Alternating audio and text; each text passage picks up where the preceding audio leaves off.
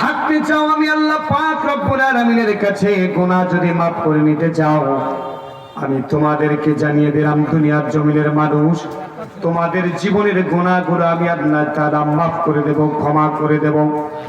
পৃথিবীর জমিনে যদি তুমি ইসলামের কথা বলো, ইসলামী আন্দোলন করো, আল্লাহর জমিনে আল্লাহর দ্বীন প্রতিষ্ঠার আন্দোলন করো, আমি আল্লাহ তাআলা তোমার জীবনের সমস্ত গুনাহগুলো মাফ করে দেব। বলেন সুবহানাল্লাহ।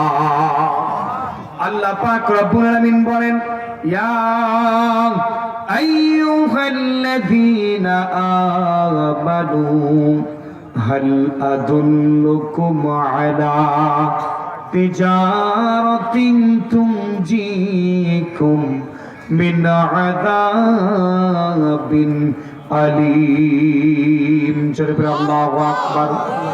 আল্লাহ পাক রব্বুল আলামিন